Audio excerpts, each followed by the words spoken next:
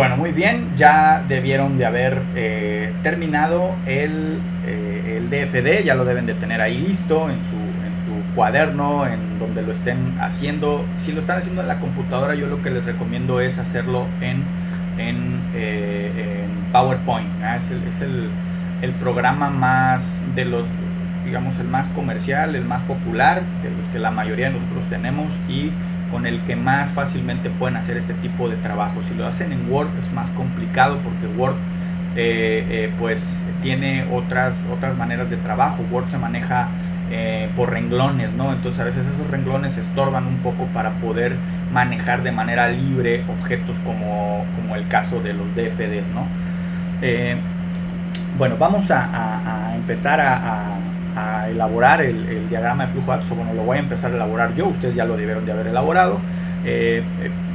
Pongan atención, yo lo que les recomiendo siempre con estas explicaciones es que pongan atención a la explicación y lo que resta de la clase, pues bueno, ya ustedes harán las anotaciones correspondientes para que se evidencie su autoevaluación, ¿sí? Ustedes pueden pensar, ¿no? Bueno, me lo autoevalúo, ya está hecho, sí, pero esa autoevaluación que ustedes están haciendo yo la tengo que ver, y la única forma en que yo la puedo ver esa autoevaluación es por medio de anotaciones que ustedes hagan, ¿sí? Entonces es bien importante, les repito, es bien importante que esas anotaciones sean claras para que no solamente las entiendan ustedes, sino para que también las entienda yo y yo vea lo conscientes que están ustedes al momento de autoevaluarse este tipo de actividades, ¿no? Entonces, bueno, esas especificaciones que van a hacer, esas anotaciones que van a hacer de los errores o aciertos que hayan cometido, háganlas lo más claro posible, y en la parte de abajo, si es que están trabajando en su cuaderno, en la siguiente hoja, en la siguiente página, si es que lo están haciendo en PowerPoint, pues sería en la siguiente diapositiva, ¿no? Ahí ya ustedes elaborarán el DFD, ya digamos mi versión, ¿no? La versión que les estoy dando yo, que pues es la forma correcta, digamos ya sin errores. Yo pues obviamente todas estas actividades que ustedes hacen yo también las elaboro, para que ustedes pues vean si es que cometieron algún error, ¿no? Y si no cometieron algún error, como quiera, el diagrama de flujo lo tendrán. Existen muy pocas posibilidades de que lo hayan hecho exactamente como yo se los estoy presentando, así es que cualquier detalle mínimo que tenga diferente el diagrama de flujo vale, y enriquece el aprendizaje que ustedes están adquiriendo con estas actividades, ¿no? Entonces, bueno, vamos a empezar con la explicación. Nos vamos a ir paso por paso. El primer paso, la primera especificación es que el paciente, al ser ingresado al hospital, proporciona sus datos. Aquí no hay gran cosa que entender, y de hecho se los dije yo, es el paciente va a ir en un rectángulo y nada más, ¿no? Recuerden que, bueno, yo aquí le estoy poniendo paciente, les dije que a este origen o destino se le iba a poner paciente, pero habrá ocasiones en las que los pacientes no sean no puedan o no estén en condiciones de dar sus datos. Bueno, se lo dará a alguna otra persona, ¿no? Pero bueno, en este caso es el paciente de quien se requieren los datos para ingresarlos al sistema. Posteriormente, los datos del paciente son capturados y guardados en la base de datos paciente. Aquí tampoco hay cuestiones, por así decirlo, nuevas. Esto desde el sistema de los bonos, que es el primero que les expliqué, es un proceso que ya, o dos procesos más bien, que ya habíamos visto. Entonces lo que se hace en el primer proceso es capturar los datos del paciente. En el proceso número 2 se guardan los datos del paciente, y vean cómo los datos del paciente van de un proceso a otro brincando para llegar por último a la base de datos pacientes. Recuerden cómo se expresa la base de datos. El almacenamiento es con dos rayas horizontales, y yo en este caso le nombré B.D, que significa base de datos pacientes, ¿sí? Es ahí donde se van a guardar todos los datos de los pacientes que son ingresados al hospital. Bueno, después se genera un reporte de ingreso del paciente que se le proporciona a una enfermera y a un médico, que son quienes atenderán al paciente. Bueno, y aquí vendrá entonces otro proceso, que es el de generar un reporte de ingreso del paciente, es el proceso número 3, y para generar ese reporte se requieren los datos del paciente, y esos datos del paciente, ¿en dónde están guardados?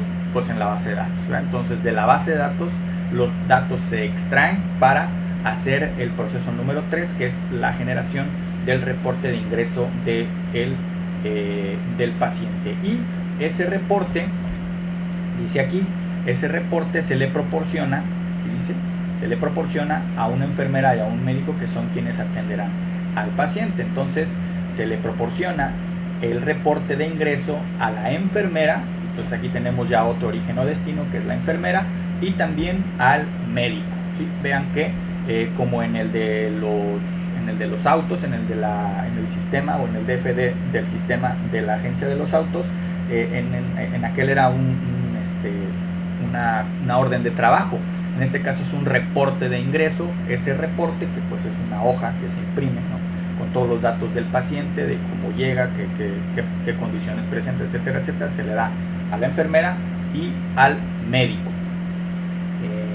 Ok, lo siguiente es que el médico emite un diagnóstico. Es decir, en el hospital el médico pues revisa al paciente, y una vez que lo revisa emite un diagnóstico y determina un tratamiento y una intervención. El diagnóstico puede no ser inmediato, los doctores ven al paciente, a veces no saben lo que tiene porque se le tienen que hacer estudios, ¿verdad? Entonces una vez que se le hacen los estudios y todo lo que se le hace, se emite un diagnóstico. El doctor dice, bueno, pues es esto, ¿no? El enfermo tiene X cosa. Ahorita lo que está de moda pues es el COVID, ¿no? Entonces, bueno, está enfermo de COVID, ¿qué hay que hacerle? Bueno, pues hay que aislarlo, hay que darle un tratamiento. A los pacientes de COVID no se les interviene, solamente se les da un tratamiento, que por lo pronto esos tratamientos son solamente para los síntomas, porque todavía no hay una cura, ¿no?, como tal para la enfermedad, ni tampoco una vacuna. Entonces, en el caso de que así sea, pues el médico pues determinará el tratamiento. Entonces, en el sistema pues lo que se le hace, bueno, aquí dice que todos los datos generados son ingresados a la base de datos paciente. Entonces lo que hace el médico es ingresar a la base de datos, que pues los datos, aquí dice datos del diagnóstico, tratamiento o intervención. Si todos los datos que se generen, el médico los tiene que ingresar a la base de datos.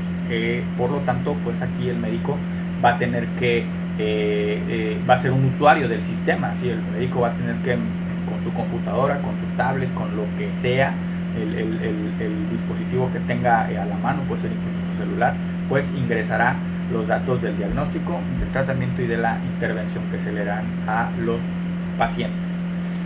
Y por último, la enfermera proporciona cuidados y atención al paciente. Todos los datos generados son ingresados a la base de datos del paciente. Entonces aquí también la enfermera, eso que hace con el paciente lo tiene que generar,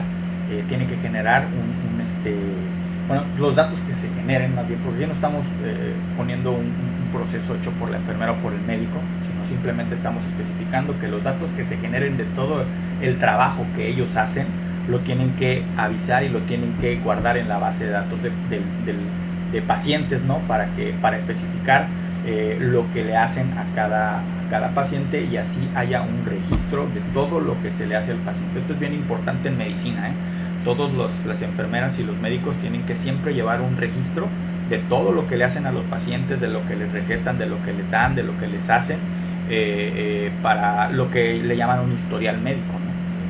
Todos nosotros tenemos un historial médico. Todos los doctores que nos atienden deben de tener guardado en algún lugar, de manera física, es decir, anotado en hojas o en una computadora, en una base de datos, todo lo que nos han hecho, ¿no? Esto es bien importante, ¿no? Y bueno, pues de esta forma se resuelve el DFD. Aquí están viendo ya ustedes el diagrama de flujo de datos resuelto de acuerdo a las especificaciones. Repito, estas especificaciones que les estoy dando, todos los DFDs que estamos viendo son sistemas sencillos, ¿no? No nos vamos a meter en cuestiones muy complejas, porque si ustedes buscan en Google, pueden buscar diagramas de flujo de datos de lo que sea, y van a ver que hay unos diagramas de flujo de datos que tienen demasiadísimas elementos, ¿no? Que uno se pierde entre tantos procesos y entre tantos flujos de datos, pero bueno, así son, ¿no? En este caso pues estamos viendo cosas sencillas para poderlas entender, ¿no? Y bueno, pues entonces es así como se resuelve este diagrama de flujo de datos. Les recuerdo lo que tienen que hacer. Ya en base a esto, ustedes autoevalúense el que ustedes hicieron, hagan las anotaciones que ustedes crean correspondientes, y en la parte de abajo, si lo están haciendo a mano, en la siguiente hoja, o si lo están haciendo en la computadora, en la siguiente página, en la siguiente diapositiva, pongan por favor este que les estoy mostrando yo, para que pues tengan ahí resuelto en mi versión, en la versión del maestro, pues el diagrama de flujo de datos. Quedan, bueno, son 11 minutos los que tengo explicándoles esto, más los 5 que dimos de prórroga, son 16 minutos. Vamos a cerrarlo a 20 para que tengan ustedes media hora más que suficiente para que terminen esta actividad 9, la suban de una vez al Classroom, y si tienen dudas estoy conectado en Facebook, así es que a trabajar por favor.